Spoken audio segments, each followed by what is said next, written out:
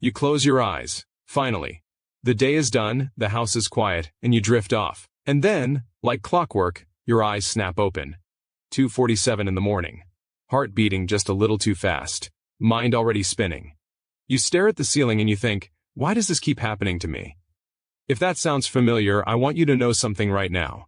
You are not broken. You are not an insomniac by nature. And this is not just something you have to accept as part of getting older or being stressed or having a busy life. What is happening to you has a very specific cause, and more importantly, it has a very specific solution that does not involve pills, sleep trackers, or overhauling your entire life. Let me walk you through something that has genuinely changed how thousands of people experience their nights, and by the end of this, you are going to understand your sleep in a way that most people never do. But first, I need to be completely honest with you about something.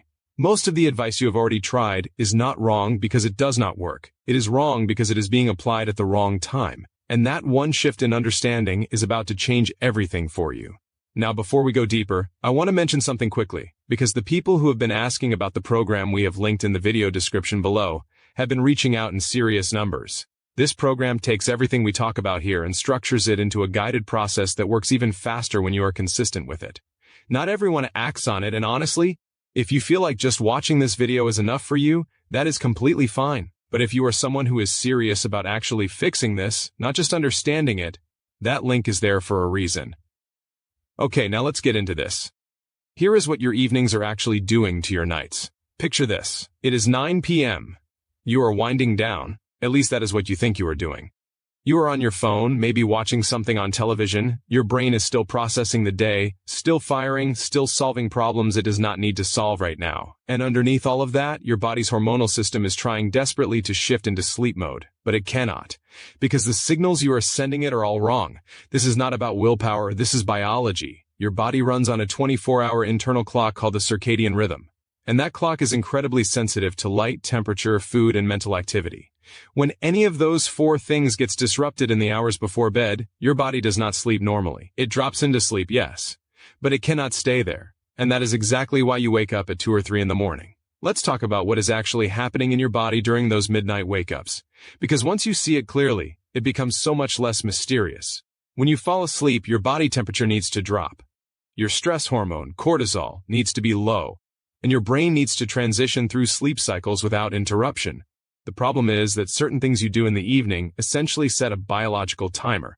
And when that timer goes off, it pulls you right out of your deepest sleep. Here is the most common culprit that almost nobody talks about. It is not caffeine.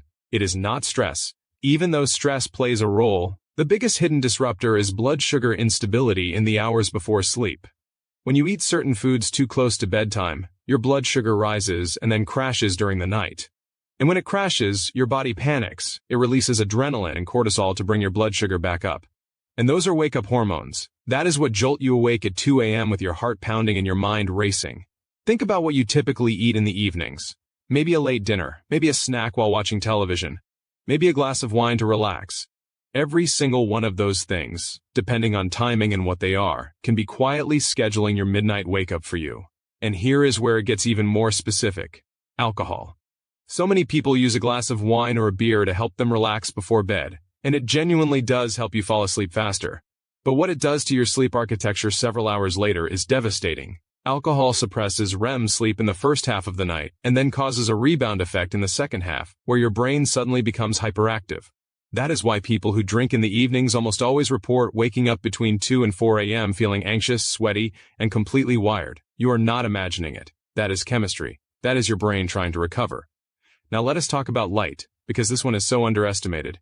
Your brain has a tiny structure inside it called the suprachiasmatic nucleus.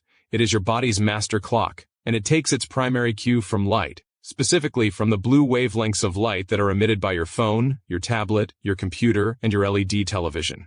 When your eyes absorb that light after dark, your brain interprets it as a signal that it is still daytime, and it holds back melatonin production.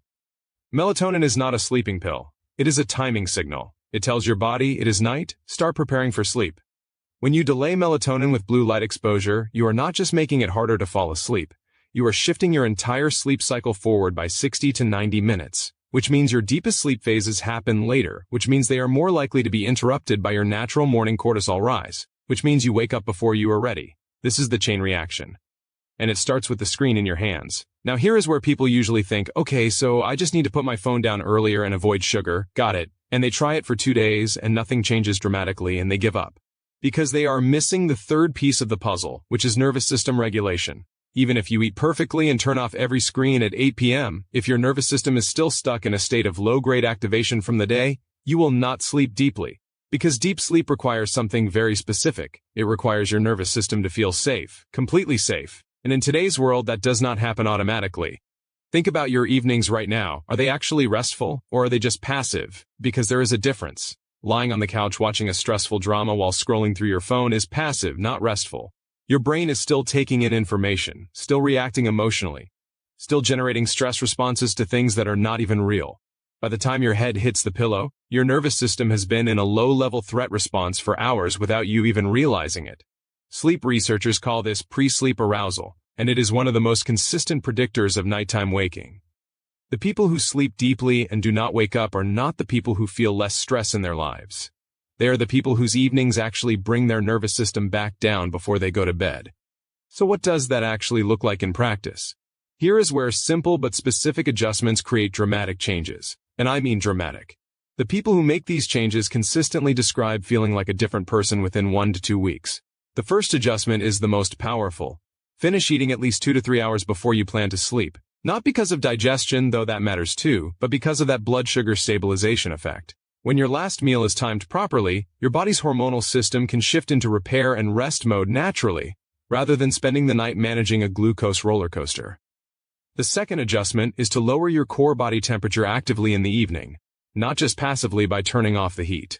Take a warm bath or shower 60 to 90 minutes before bed. This sounds counterintuitive. Why would warming up lower your temperature?